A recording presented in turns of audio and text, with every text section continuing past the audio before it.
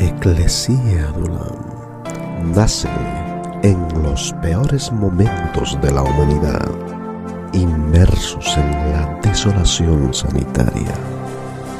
Ahora está aquí para edificar tu espíritu. Junto a vosotros, el pastor y maestro David Parra.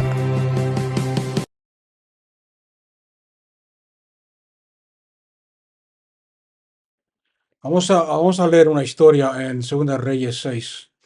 Yo creo que la conocéis ya. Si habéis ido a la escuela dominical de niños, la habréis escuchado. Tiene mucho que ver con este principio espiritual que quiero compartir esta noche. Con la ayuda de Dios, para mí es importante. Hemos estado hablando de la necesidad de que la iglesia de Dios, y cuando digo la iglesia de Dios, sabéis a lo que me refiero. Lleváis tiempo ya conmigo. Tiene que ser una iglesia profética. Cuando hablo de profética no me refiero a lo que entendemos por profético de profetizar el futuro, o de profetizar que el Señor te va a bendecir y el Señor te va a prosperar y tal. Todo eso es bueno, ¿ok? No malentenderme ni poner palabras que no estoy diciendo, donde no las estoy diciendo. Todo eso es bueno, pero hay un aspecto del espíritu profético, de la unción profética, eh, que es el espíritu que había en Cristo Jesús, que es la definición básica, la raíz de la definición de lo profético, que es hablar en nombre de Dios en las situaciones que requiere que alguien levante la voz. Ok, por ejemplo, estamos viviendo en tiempos donde hay mucha confusión, lo habréis visto en las redes, en las noticias, incluso en las redes sociales de gente, de predicadores que predican cosas que no son, de condiciones en el mundo, condiciones en el gobierno. El espíritu profético es aquel que en medio de esas situaciones se levanta y declara lo que la palabra de Dios o Dios está diciendo. No sé si me estáis entendiendo o no. Y ese es el espíritu profético del cual estoy hablando yo. Lo necesitamos. El profeta Joel profetizó. El profeta Joel profetizó. Derramaré de mi espíritu sobre toda carne y vuestros jóvenes y verán visiones y profetizarán. Ok, está hablando de eso. El Espíritu Santo vendrá sobre nosotros y es un espíritu, como dice Isaías, profético, que cogerá, Jesús mismo dijo, el Espíritu Santo que yo enviaré del Padre, tomará lo mío y os lo hará saber. Las cosas que yo os he enseñado, Él las revelará y las cosas que han de venir. Es un espíritu profético, la iglesia es profética, la iglesia es el cuerpo de Cristo, para que lo entendáis mejor. Y como el cuerpo de Cristo, representamos a Cristo que es la cabeza. En otras palabras, hablamos en nombre de Cristo. ¿Ok? Ahora, eso hay que estudiarlo y yo creo que es lógico. Y a estas alturas no hace falta explicarlo. No quiere decir que vamos a hablar cualquier cosa que se nos ocurra. Vamos a hablar lo que, como Jesús mismo, lo que hablo es lo que oigo a mi Padre hablar, eso hablo. Lo que vemos en la palabra, eso hablo. Otro ejemplo de eso es el profeta Elías, un ejemplo de este espíritu profético. Cuando el pueblo estaba en pecado, se habían rebelado contra Dios y habían edificado imágenes de dioses falsos y habían ido detrás de los Baales. Elías se levantó. Hoy es importante, ¿ok? No vamos a buscarlo por falta de tiempo, pero es importante lo que él dice, porque tiene mucho que ver con que entendamos esto que estoy tratando de enseñar. Elías se presentó al rey y le dijo, no va a llover sobre este país por 3 años y medio, y lo digo yo, lo estoy parafraseando, pero dice eso en la Biblia. Lo digo yo en nombre del Dios ante el cual estoy. Ok, entonces ese es el secreto, estar ante Dios, estar en esa relación con Dios, escuchar de Dios y declararlo. No podemos ir por ahí como hacen algunos cristianos, discutiendo y peleando y declarando verdades, porque son verdades, contra aquellos que enseñan no verdades o contra aquellos que están haciendo algo que no estamos de acuerdo con ello. Ok, y eso lo veréis mucho que está pasando últimamente sin tener la palabra de Dios, porque eso lo único que forma y cría es disensión, rebeldía, eh, malentendidos y divisiones en el cuerpo de Cristo. Entonces hay que hablar, pero hay que hablar como con la actitud que tenía Elías. Hablo en el nombre del Dios ante quien yo estoy presente. David es otro ejemplo. Y mientras estoy hablando me vienen ejemplos y ejemplos y ejemplos, porque la palabra de Dios es así, es viva. Pero David es el mismo. David, cuando él se conoce como un profeta, y muchos de sus salmos son proféticos. Salmo 22, Salmo 24, y muchos otros son salmos proféticos profetizando sobre Dios. Pero una de las cosas que él dijo bien claro, eh, es similar, usó palabras muy similares a las de Elías. Yo profetizo, yo hablo, yo escribo, no escribo los salmos, canciones. ¿Por qué? Dice, porque he puesto siempre al Señor delante de mí. En otras palabras, el Señor siempre está delante de mí, lo estoy viendo. Ok, y ahí está la palabra, el verbo ver. Quiero que apuntéis ese verbo porque vamos a estudiar un poco sobre ese verbo. Ver, el ver es muy importante, un principio espiritual que no se habla mucho de él y nos olvidamos de él, sin embargo, está lleno de poder. Perdón. Aquí en Segunda Reyes, Juan el Bautista. Ok, me viene otro ejemplo. Juan el Bautista es otro ejemplo. Cuando hablaba de Dios, el Dios de un ejemplo, otro ejemplo de lo que es hablar proféticamente. Cuando el rey del gobernador de ese tiempo estaba viviendo en pecado, estaba viviendo en adulterio, estaba, estaba teniendo relaciones con la esposa de su hermano y cosas así. Entonces Elías se levanta y le dice, no le pasa la mano por la espalda, no le dice, bueno, tal, sino que le dice, mira, lo que estás haciendo está mal y Dios te va a castigar por eso, que de hecho más adelante pasó, ¿ok?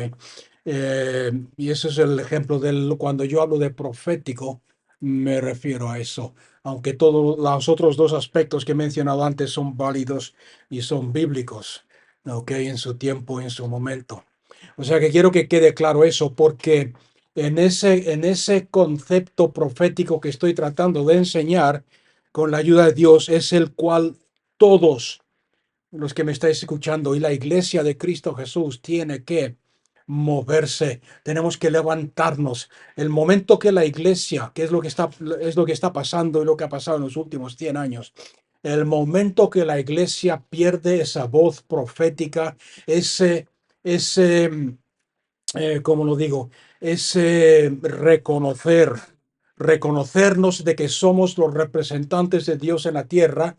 Ok, no estoy hablando representante de Dios como el Papa, el Vaticano, sino el cuerpo de Cristo, el que me ha visto a mí, ha visto al Padre, y Jesús nos dice lo mismo de nosotros, el que os ha visto a vosotros.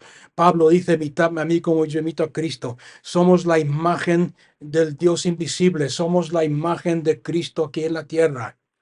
Y estamos aquí no para predicar sermones bonitos, no para llenar lugares de gente y predicarles a gente que ha escuchado la palabra de Dios 20.000 veces en su vida, el mismo concepto, el mismo, sino para hablar en el nombre de Dios, para manifestar su reino, para revelar y manifestar el señorío de Cristo, para hablar en contra del pecado, para levantarnos en contra del odio, levantarnos en contra de la confusión, levantarnos. Y en ese sentido tenemos que aprender que somos proféticos. Dios levanta y Dios desde siempre. ha preparado y ha querido una iglesia profética. Eh, y eso podéis verlo. Es que mientras más hablo, más me sale, pero eso podéis verlo muy claro profetizado en la vida de Moisés. Cuando Moisés era el único que profetizaba y juzgaba y hablaba y representaba a Dios ante el pueblo, hasta que su suegro, que tenía bastante sabiduría, va y le dice: imparte el mismo espíritu que tienes tú en tantos, no me acuerdo ahora el número exacto, pero menciona un número, en tantos ancianos, gente de reputación buena, gente de responsabilidad. Imparte lo que tú tienes para que ellos también representen a Dios y no tengas que hacer tú solo. Y Moisés menciona las famosas palabras, que no sé si las conocéis o no, pero él dice: ojalá todo el pueblo fueran profetas. En otras palabras, todos hablasen en nombre de Dios y representasen a Dios. Ok, y es en ese contexto que estamos viendo estos 2 o 3 estudios. Volviendo al tema, en Segunda de Reyes, capítulo 6, versículo 15 al 17, y cuando el criado de Eliseo madrugó para salir, o sea que estaban durmiendo Eliseo con su criado, y seguro que se levantó de madrugada para ir a coger la leña, para preparar el desayuno, el café, etcétera. Dice: y cuando el criado de Eliseo madrugó para salir, he aquí un ejército con caballos y carros rodeando la ciudad. Y el siervo le dijo: ¡ay! Ok, subrayar esa palabra: ¡ay! ¡Ay, señor mío! ¿Qué haremos?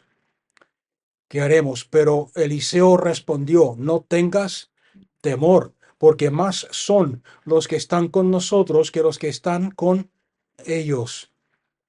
Y oró Eliseo diciendo: oh Adonai, abre sus ojos para que vea, la palabra ver.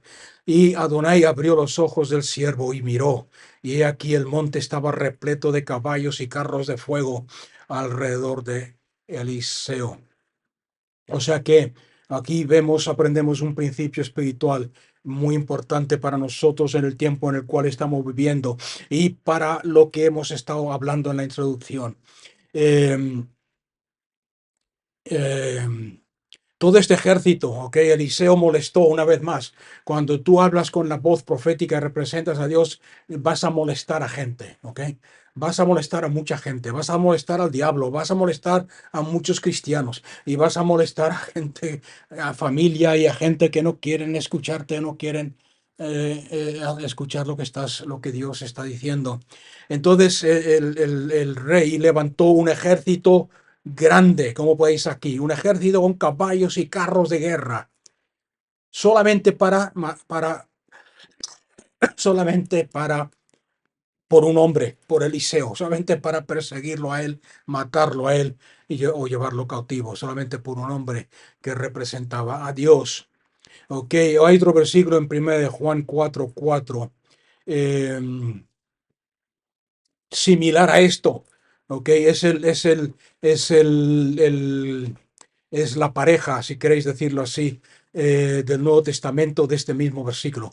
Más son, no temas porque más son los que están con nosotros que los que están con ellos. El paralelo del nuevo pacto se encuentra en 1 Juan 4:4. Vosotros sois de Dios, hijos míos, y habéis vencido al maligno, porque más grande es el que está en vosotros que el que está en el mundo. Este es el equivalente en el Nuevo Testamento. Más grande es el que está en vosotros que aquel que está en el mundo. Y cuando nosotros miramos al mundo, vemos muchas cosas que estorban, eh, que dificultan la predicación del Evangelio, distraen, como vimos el domingo pasado, nos distraen del propósito de Dios para nuestras vidas. Eh, Nos dificultan, nos entorpecen nuestro avance con Dios y el avance del reino de Dios y la manifestación del reino en nuestra vida. Queremos ver la gloria, queremos ser fieles a Dios, pero hay estas cosas que nos entorpecen. Vemos a la iglesia y vemos dentro de la iglesia que hay muchas cosas que nos molestan, nos frustran, nos estorban, nos molestan porque sabemos el Espíritu de Dios mismo que está en nosotros nos da testimonio de que no están bien las cosas, de que las cosas no cuadran.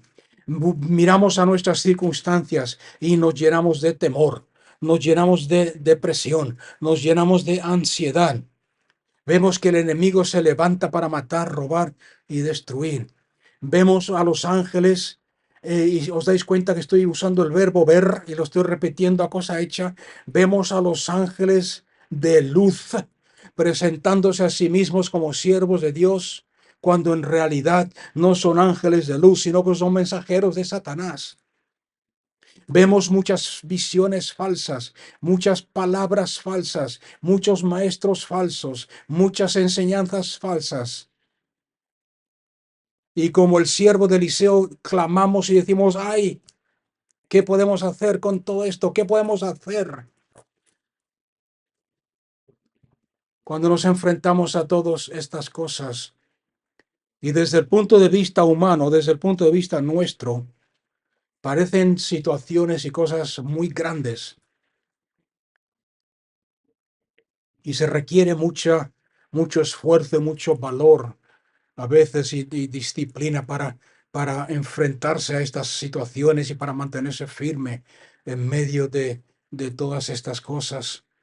Y muchas veces parece como que nos estamos hundiendo bajo el peso de tanta carga y de tantos ataques y de tantas dificultades que se nos echan encima. Y estoy seguro que más de uno se preguntará, ¿vamos a ser tragados, absorbidos totalmente por estas cosas, por la situación del mundo, por las cosas que nos rodean, por las tinieblas? Y si nos fijamos en los hechos y nos fijamos en lo que ven nuestros ojos, es muy fácil perder la esperanza y como el siervo de Eliseo decir, más grande, más número, hay más problemas, más contratiempos, más dificultades, más, eh, qué sé yo, obstáculos contra nosotros que aquellos que tenemos a favor nuestro. Ahora la pregunta que tenemos que hacernos esta noche, ¿cómo vencemos estas cosas? Y el secreto para vencer en un mundo en el cual estamos viviendo, el secreto es el ver. Ok, ahí está el verbo ver otra vez. Y el secreto es ver. Si nosotros somos capaces de ver. Ok, ahora quiero otro punto de aclaración. Aquí os acordáis que el domingo pasado dije que hay dos formas de entender la Biblia. Una es con la mente natural y otra es con el espíritu. Y como dice el apóstol Pablo, las cosas del espíritu no las puede entender, no las podemos entender si tratamos de explicarlas o de entenderlas de forma natural. Este es uno de esos principios. Ahora mismo, si yo estoy hablando de ver, necesitamos ver. Es lógico que estoy hablando de un ver que va más allá del ver natural, porque muchos dirán, muchos creyentes responden a este estudio, es que yo no veo nada, es que yo veo lo que estoy viendo, yo veo las circunstancias, yo veo lo que me rodea. Sin embargo, de la misma forma que un cuerpo físico tiene 5 sentidos, el tacto, la vista, el olfato, el oído. ¿Y cuál es el otro? He dicho tacto. El espíritu tiene 5 sentidos espirituales también.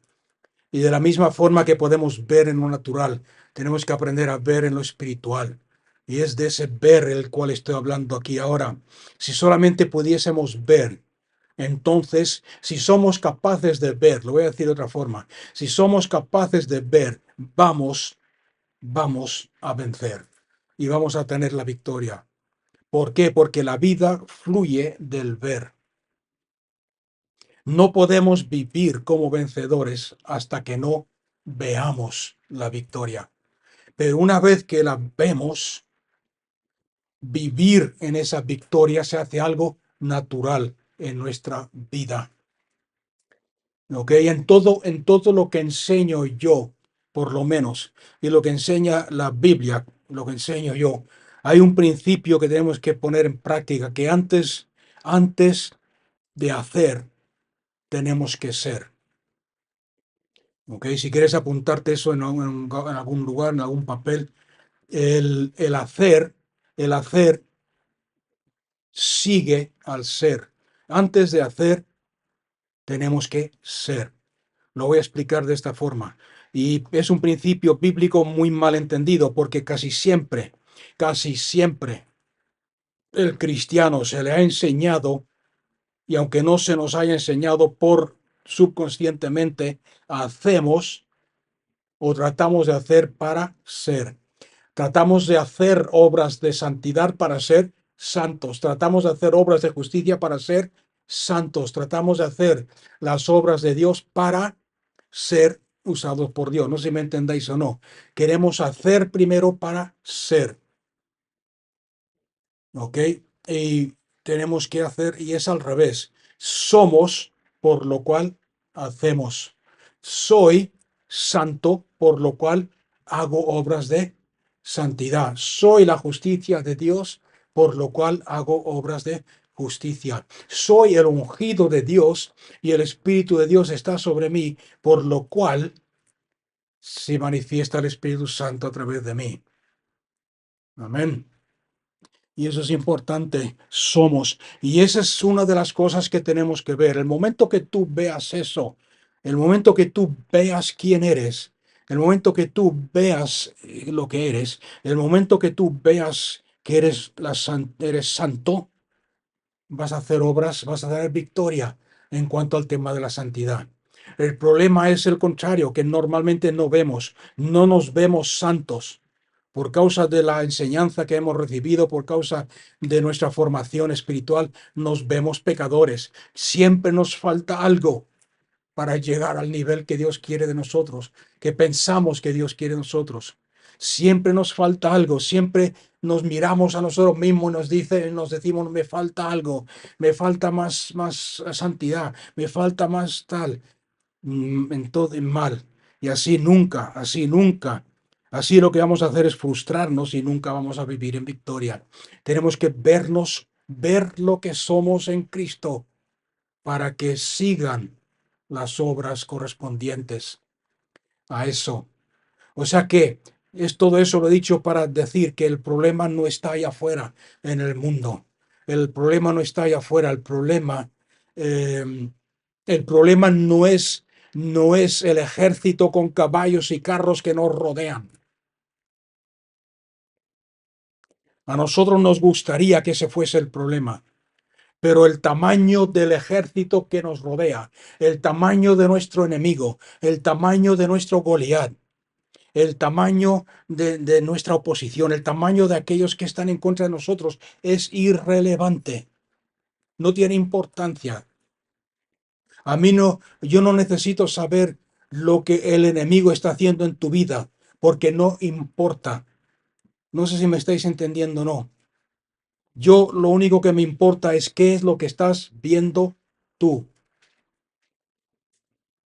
Y lo digo porque hay muchos creyentes que dicen, uy, mira el enemigo, qué grande, cómo nos ataca, cómo nos tal, mira qué el mal que está haciendo. Entonces no es, vuelvo a repetir, el tamaño del ejército y del gigante al cual te estás enfrentando no es importante, es irrelevante, no es relevante a la victoria. Lo único que es importante es qué es lo que estás viendo. Cuando tú miras por tus ojos espirituales, cuando tú miras desde el lugar donde tú estás, ¿qué es lo que ves? Si estás viendo correctamente como la Biblia enseña, nada puede derrotarte. Si no estás viendo bien las circunstancias como la Biblia enseña, cualquier problema, aunque sea el más pequeño, te va a dominar y te va a controlar y te puede incluso destruir. ¿Me está entendiendo alguien? La diferencia entre la victoria y la derrota no tiene nada que ver con lo que Satanás esté haciendo, o la dirección que este mundo esté tomando, o la situación en la cual se encuentre la iglesia. La diferencia entre la victoria y la derrota tiene que ver con qué es lo que tú estás viendo cuando miras. Mucha gente mira a su alrededor y se ven rodeados por enemigos. Es por eso que viven sus vidas en desesperación y en temor. ¿Qué va a pasar? ¿Qué va a pasar? ¿Qué va a pasar mañana? ¿Qué va a pasar el año que viene? ¿Qué va a pasar con el mundo? ¿Qué va a pasar con mi vida? Mira, donde quiera que miren, miran a la derecha, a la izquierda, para adelante, para atrás, para arriba, para abajo, y ven al demonio por todos lados. Y cuando hablas con ellos, te cuentan historias de cómo el enemigo los ha atacado, cómo el enemigo está atacando como el enemigo. Pero el vencedor mira a su alrededor y ve algo muy diferente. No ve lo que ven los demás. Y es por eso que son vencedores. Es por eso que tú hablas con ellos, es por eso que tratas con ellos, es por eso que los conoces y dices, ¿por qué? Si están enfrentándose a la misma situación que yo, ¿por qué vencen? Ahora, lo que tiene que quedar claro es el que para ser un vencedor no hay que negar la existencia del enemigo. No vamos a ganar las victorias fingiendo que el enemigo no existe. No vamos a ganar ninguna batalla fingiendo que estamos rodeados de tinieblas. No vamos a ganar ninguna batalla en este mundo fingiendo que el mundo no está mal.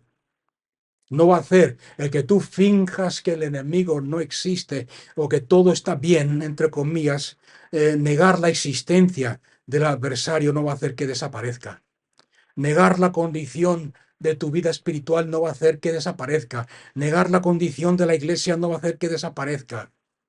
Tenemos que reconocer y admitir que hay un enemigo real, de que hay un espíritu, y fíjense bien que he dicho espíritu del anticristo, que está empeñado en destruir al remanente y está empeñado en entorpecer el testimonio de Cristo Jesús aquí en la tierra. Y también reconozco, yo personalmente reconozco, y hay que reconocer, de que muchas veces parece ser que ese espíritu del anticristo parece, y fíjate que estoy diciendo parece, está tomando ventaja y tiene ventaja sobre nosotros. Pero vuelvo a repetir, el problema no es el enemigo. Podemos mirar al enemigo, podemos estudiar al enemigo,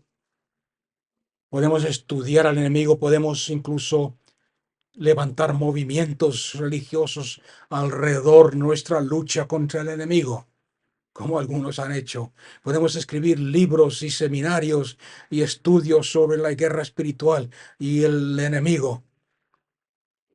Pero cuando miramos desde nuestro hogar, desde nuestro corazón, ¿qué es lo que vemos realmente? Y ahí está, vuelvo a repetir la diferencia. Aquellos que vencen y aquellos que son derrotados. Ahora, la diferencia está no en la habilidad, no en tu habilidad de luchar, sino en tu habilidad de ver. Y esta habilidad de ver no proviene de ti, sino que proviene de Dios. ¿Os acordáis los dos o tres ejemplos que os he dado antes? David, ¿qué decía David? Cuando su mismo ejército quería destruirle, porque habían perdido sus esposas y todo lo que tenían. Yo siempre he puesto, dice David, a Dios delante de mí, en mi presencia. ¿Qué dijo Elías? El Dios, yo hablo en nombre del Dios delante de quien, en cuya presencia estoy.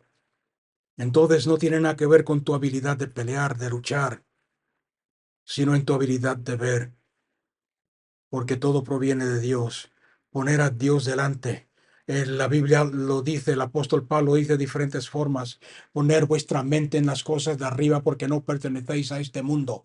Si no pertenecemos a este mundo, si no somos de este mundo, no tenemos a ver, ¿cómo lo digo? No tenemos ningún right en inglés, ningún derecho, ninguna business. Negocios, no hay otra palabra. No tenemos ningún business en estar fijándonos en lo que pasa en el mundo y en lo que nos rodea en el mundo. Ok, si no entendéis la palabra business, le pedís después a los que hablan inglés que os traduzcan.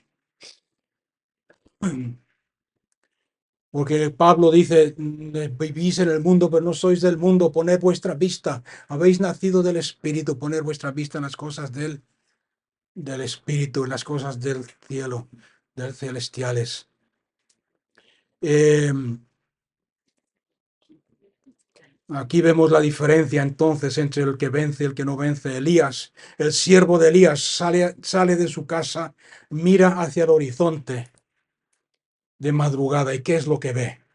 Ve un gran ejército con caballos y carros rodeando la ciudad. ¿Y qué es lo que sale de su boca? Lo primero que sale de su boca, ay de mí, ay Señor mío, ay, ¿qué haremos? ¿Qué haremos? Sin embargo, Eliseo, mira, y en vez de, ¿y qué es lo que ve? Ve lo mismo. Acordarse que he dicho antes que no se trata de ignorar el problema. Elías sale cuando escucha el clamor de su siervo, sale a mirar y ve lo mismo. Un ejército con caballos y carros rodeándolos. Sin embargo, ¿qué es lo que sale de su boca? No tengas temor. Y en todo lugar, en todo lugar, en todo ambiente, seguro que tú has escuchado un montón de gente clamando, ay de mí, ay de nosotros, ay Señor mío, ay Dios mío, ay Señor, ¿qué vamos a hacer? Ay Señor, ¿qué vamos a hacer? ¿Qué va a pasar con nosotros? Sin embargo, es necesario que se levanten algunos, aunque sean un remanente, que vean lo mismo, pero que sepan clamar porque están viendo otra cosa. Y sepan clamar, no tengas temor, no temas. Y fijarse bien lo que estoy diciendo. Quiero que quede claro. Quiero que entiendas, el problema no ha cambiado. El siervo de Eliseo sale y ve un gran ejército. Eliseo sale y ve un gran ejército. Las dos personas se enfrentaron al mismo ejército de enemigos. Los dos se enfrentaron a las mismas circunstancias. Sin embargo, uno responde, ay de mí, ay Señor. Y el otro responde, no temas. ¿Cuál es la diferencia entre las dos personas? Están en la misma situación, mismo problema, viendo lo mismo. Sin embargo, llegan a dos conclusiones diferentes, completamente diferentes. ¿Cuál es la diferencia? La diferencia está en lo que vieron cuando miraron. Yo sé que hay mucha gente que no les gusta este tipo de estudio porque suena demasiado fácil o muy simple. Muchos creyentes que dicen, sí, pastor, pero tú no sabes por lo que estoy pasando yo. Tú no sabes los problemas que tengo en mi vida. Es que tú no entiendes lo que me está pasando. Tú no entiendes los ataques que estoy viviendo. Y es posible, es muy posible que no entienda o no entendamos lo que tú estás pasando. Y es posible que nunca entendamos lo que estás pasando. Pero eso no es importante. Como he dicho antes, lo importante es si tus ojos están abiertos. Porque la solución no está en estudiar el problema. La solución está delante de ti y es Cristo Jesús. Y lo único que podemos orar es la oración que hizo Eliseo. Es lo único que podemos ofrecer. Señor, abre sus ojos para que puedan ver. Cuando alguien viene con un problema, cuando estás enfrentándote tú a un problema, tú mismo, si no hay nadie alrededor tuyo que vea en el Espíritu, que vea lo que estoy diciendo, tú mismo haces esta oración, Señor, abre mis ojos, quiero ver lo que se está moviendo en lo espiritual ahora mismo. Abre mis ojos, quiero ver, no el problema que tengo delante, no el gigante. Quiero ver lo que tú estás viendo, quiero ver lo que está pasando en Cristo, lo que tengo en Dios. Y ahí está la diferencia. Hay gente que han abierto, hay gente cuyos ojos han sido abiertos y otros no. Y es muy fácil diferenciar entre el uno y el otro. El primer grupo está siempre diciendo ahí, ay Señor, ay qué difícil, ay qué mal, ay qué débil que soy, ay qué insignificante, mientras que el segundo grupo están diciendo no temas, porque más grande es el que está conmigo, el que está en mí, que aquel que está en el mundo. Ahora no estoy hablando aquí, no estoy condenando ni criticando a nadie, simplemente estoy estableciendo un hecho, un hecho. Señor, abre nuestros ojos. ¿Cuánto tiempo se requiere para que nuestros ojos sean abiertos? No se trata, no tiene nada que ver, no tiene nada que ver con madurez espiritual ni crecimiento espiritual. No tiene nada que ver con que sea un don de Dios, que algunos lo tienen y otros no. No tiene nada que ver con sabiduría. No tiene nada que ver con crecimiento espiritual. En una de las iglesias que pastoreaba en Australia, tiene un hermano que siempre, un hermano mayor, que siempre que enseñaba algo, eh, cuando enseñaba esto, venía el lunes a mi casa. El domingo no me decía nada, pero venía el lunes a mi casa a tomarse un café y me decía: lo que has predicado, lo que has enseñado el domingo está muy bien, poderoso, palabra de Dios, pero tenemos que llegar a una madurez espiritual para poder vivirlo. Tenemos que ser más maduros. O sea que para él todo era bueno, pero no alcanzable hasta no llegar a un cierto nivel. Esto no tiene nada que ver con eso. Nada de lo que hay en la Biblia tiene nada que ver con eso. El siervo de Elías no empezó a ver poco a poco. El siervo de Elías no tuvo que estudiar por meses lo que Eliseo le estaba diciendo: no temas, porque más grandes son los que están con nosotros. No tuvo que coger un libro de teología para estudiar qué significa más son los que están con nosotros, qué significa no temas en la Biblia, qué quiso decir, qué quiere decir no temas en hebreo, qué quiere decir no temas en griego. No, no, nada de eso es necesario. Es simplemente fe. Señor, abre nuestros ojos para ver, porque queremos ver y ser vencedores. En un momento sus ojos estaban cerrados y en el siguiente instante fueron abiertos. Y si no están abiertos o si no eres capaz de ver lo que se está moviendo detrás de los ataques, lo que está pasando en el ambiente espiritual detrás del ejército enemigo, detrás de la oposición, detrás de las dificultades que se levantan, detrás de los obstáculos que se levantan en tu vida, que interrumpen y entorpecen tu crecimiento en Dios y tu avanzar en Cristo Jesús y en hacer su voluntad en su vida, en tu vida.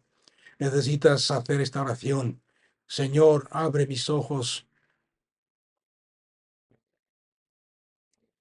El tener una revelación de Cristo, tener una revelación de Cristo y y ver esa revelación de Cristo, revelación y ver lo mismo.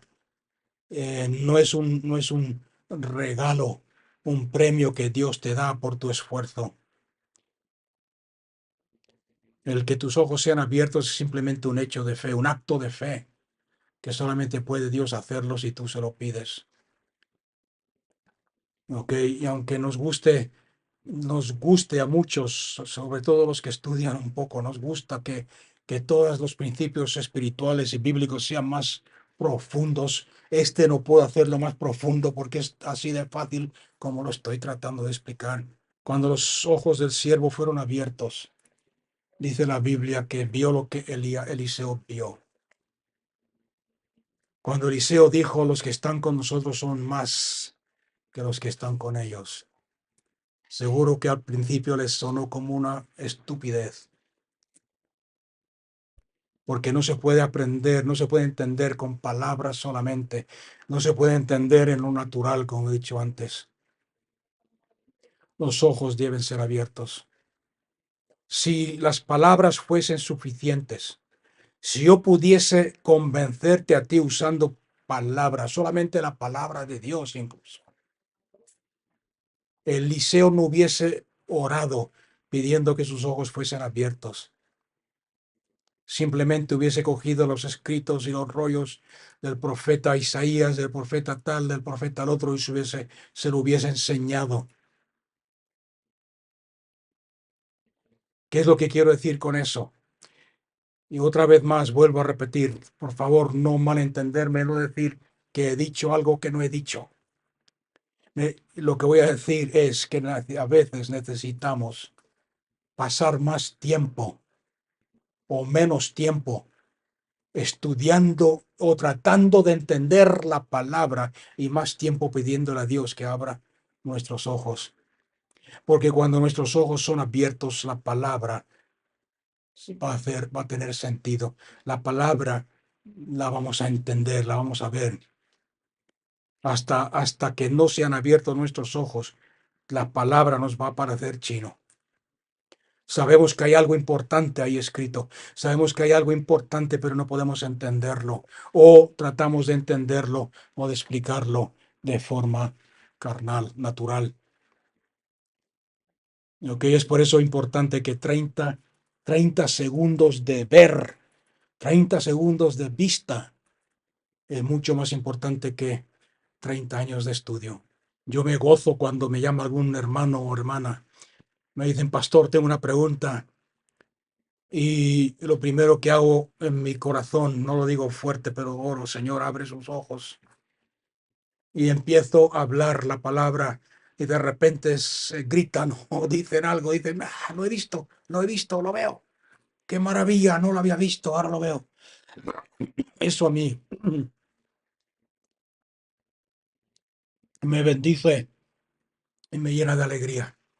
Sin embargo, hay otros que tienen que estar ahí enseñando, enseñando, enseñando, enseñando, y años, años y años, y no lo ven, porque con los ojos naturales no se pueden ver las cosas que son del Espíritu. Porque el testimonio sigue, viene a continuación, viene después de la revelación. El testimonio verdadero consiste en lo que hemos visto y oído, no en lo que nosotros pensamos o que debe ser, o sabemos o creemos que sabemos lo que debe ser, sino en lo que hemos visto y oído. Y es esa iluminación de nuestro corazón por el Espíritu Santo que produce el verdadero conocimiento. Cuando, cuando vemos algo, cuando nos dicen algo, cuando nos explican algo y lo vemos, podemos decir, ahora lo he visto, ahora lo entiendo. Y eso es lo que te da la victoria. Aquello que antes estaba escondido y oculto, Dios lo ha revelado a nuestras vidas. Y no es algo que esté reservado solamente para los profetas y los apóstoles y los evangelistas y los pastores y los maestros. En Juan 16, del 13 al 14, la Biblia nos dice que cuando os envíe al Espíritu Santo, dice Jesús, Él os guiará a toda verdad. Y está hablándole a todos, no solamente a los apóstoles. Eliseo no se puso a discutir doctrina con su siervo para tratar de convencerlo. Simplemente le pidió a Dios que abriera sus ojos. Y a mí eso me enseña algo muy importante. Me enseña de que no es mi deber. ¿Ok? Esta es otra de esas cosas que a más de uno va a malinterpretar. Pero entender en qué espíritu lo estoy diciendo.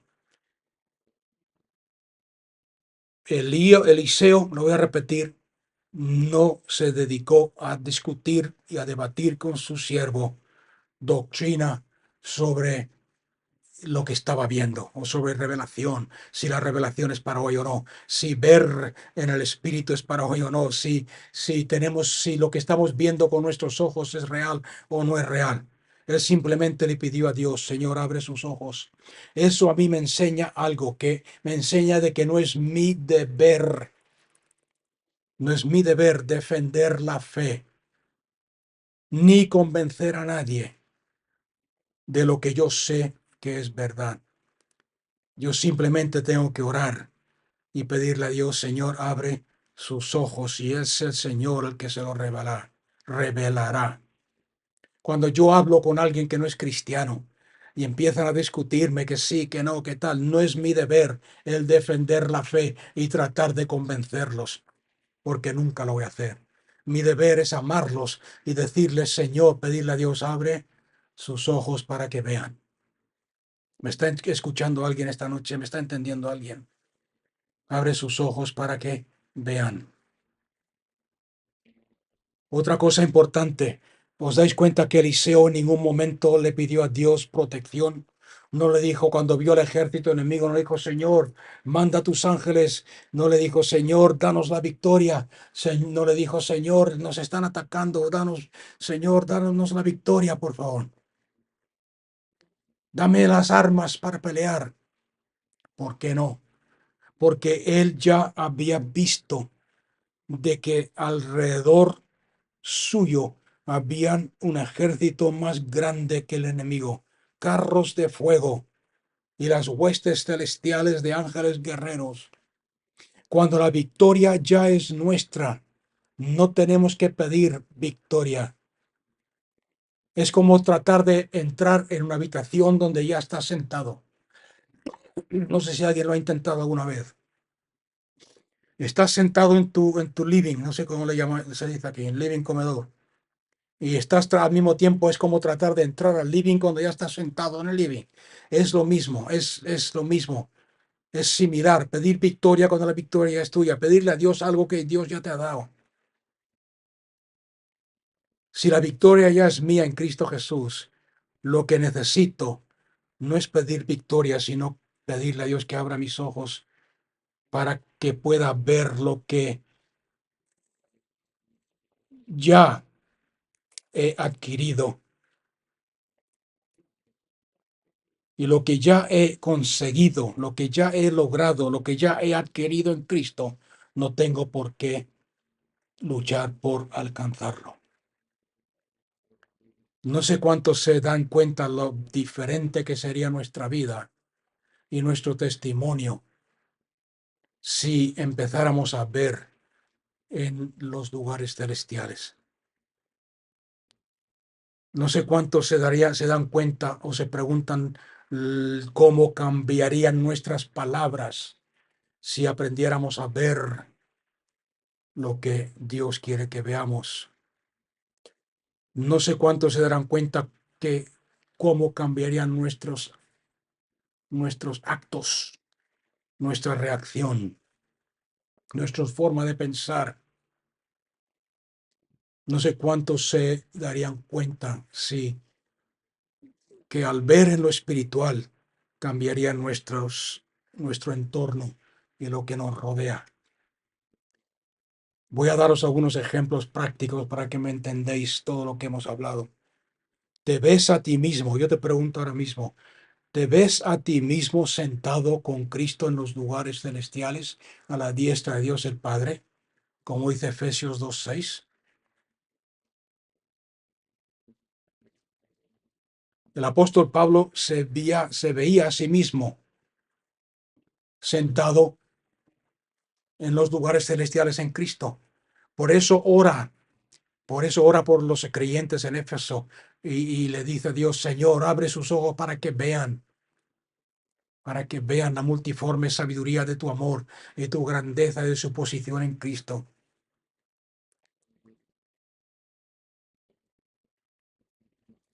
Cuando vemos que hemos resucitado con Cristo y que estamos sentados, y si os dais cuenta, vamos a verlo, porque hay muchos que cito estos versículos y no.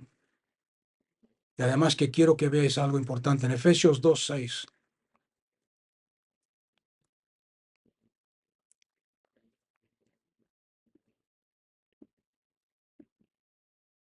Y juntamente con Cristo Jesús nos resucitó y nos hizo sentar en los celestiales. ¿Os dais cuenta que está en tiempo pasado?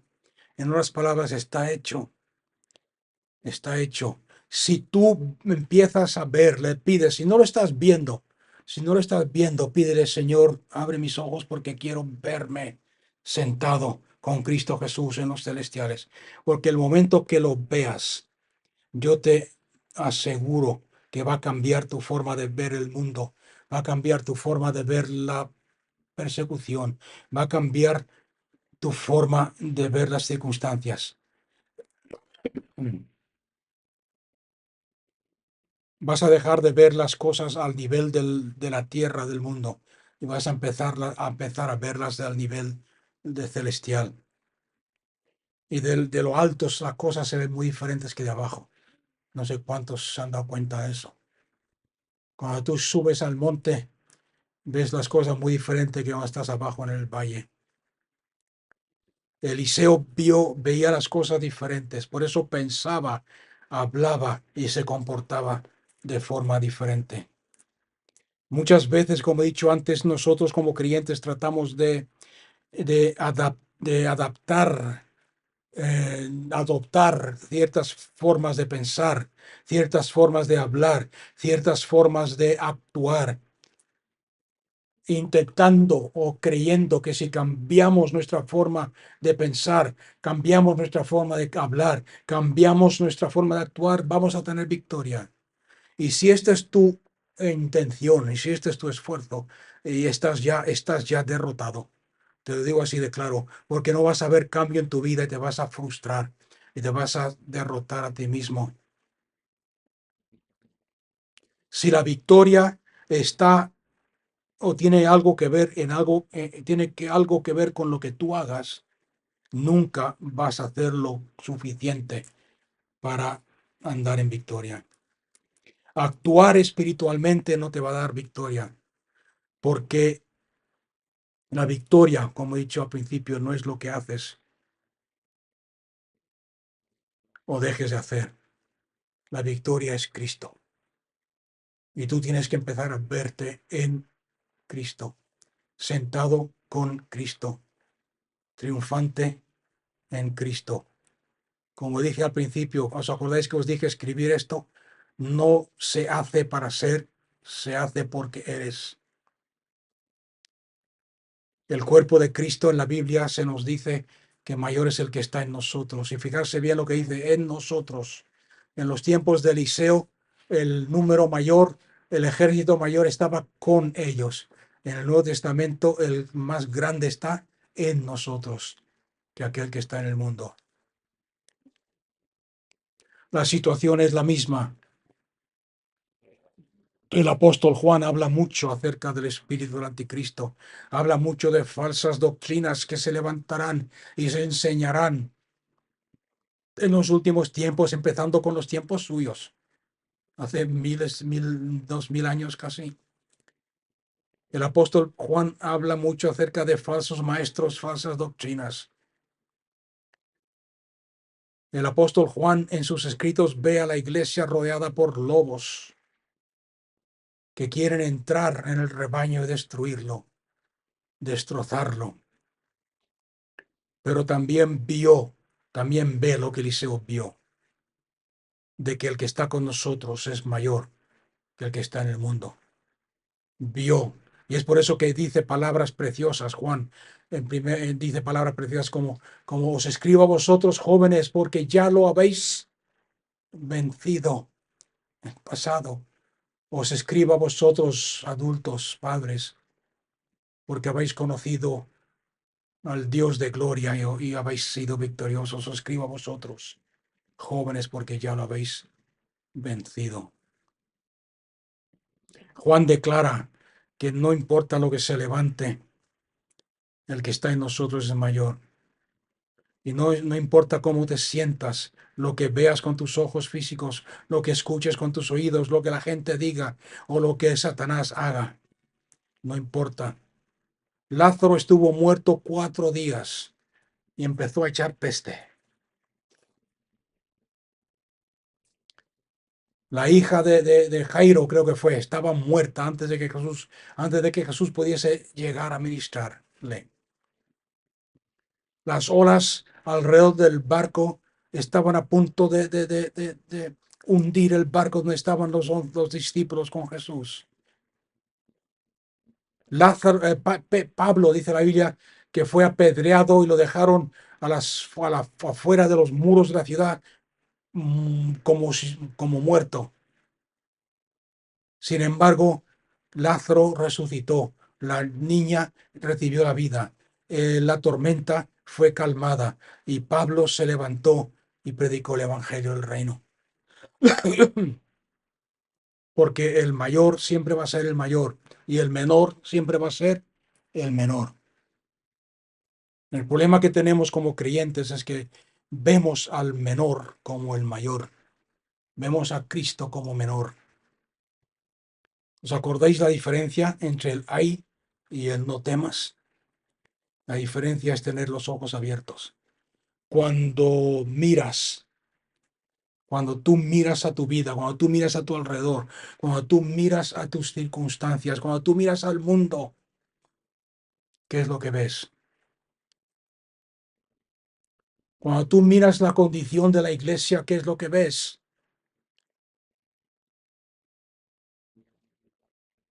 ¿Ves un desastre o ves avivamiento?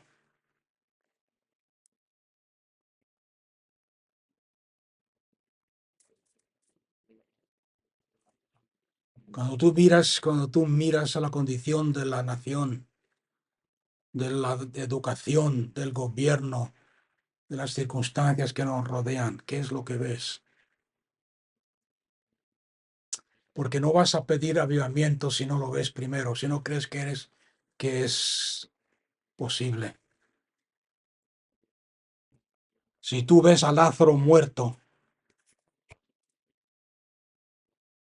y no ves que Cristo Jesús es la resurrección y la vida, va a ser imposible resucitarlo.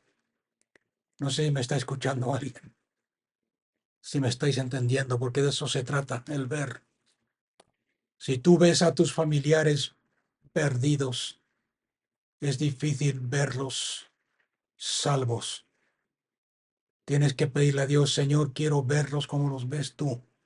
Si tú ves a tu nación derrumbada, desordenada y totalmente destruida, imposible que Dios sobre aquí. No vas a ver victoria. Pero si tú ves, si tú ves que detrás de cada persona está el Espíritu Santo obrando, si tú miras a tu pueblo, como dije hace poco, y empiezas a decirle, Señor, quiero ver. Hace poco yo os conté el testimonio, creo, sí. Y estaba en un momento de desesperación, como Elías, Señor, estoy solo. Y el Señor le dijo, hay 7.000, creo que fueron, que doblaron sus rodillas. Abre mis ojos, le dije, Señor, quiero ver. Y el Señor empecé a ver aquí en el pueblo donde yo vivo, personas, gente que algunos ni conozco. Hay pueblo de Dios. Y a eso me refiero cuando digo, abre los ojos y ve.